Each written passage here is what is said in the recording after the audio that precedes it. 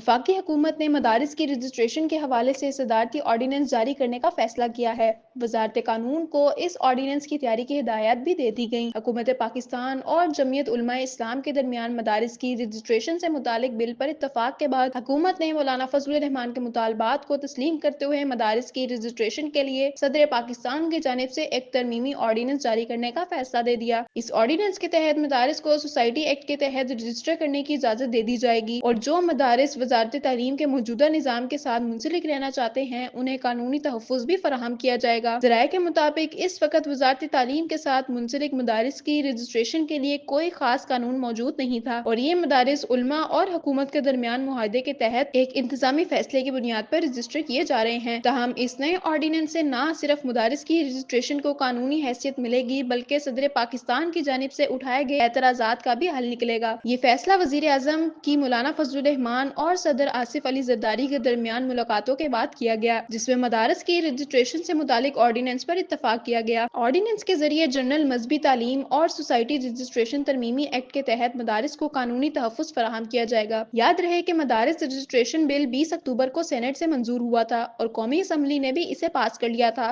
तहम सदर पाकिस्तान ने इस बिल पर एतराज़ात उठाते हुए कहा था कि 18वीं तरमीम के बाद तालीम सूबों का मामला है, इसलिए पार्लियामान सिर्फ इस्लामाबाद तक इस तरह की कानून साजी कर सकती है। मौलाना फजल रहमान ने बिल पर एतराज़ात की सूरत में इस्लामाबाद की जानिब मार्च करने की धमकी दी थी और उनका मौकफ था कि मदारिस रजिस्ट्रेशन सोसाइटी एक्ट के तहत ही की जाए। इस नए सदारती ऑर्डीनेंस के जरिए मदारिस की रजिस्ट्रेशन के अमल को कानूनी हैसियत हासिल हो जाएगी और दोनों फरीकों के दरमियान मौजूद तनाज़ात हल हो सकेंगे।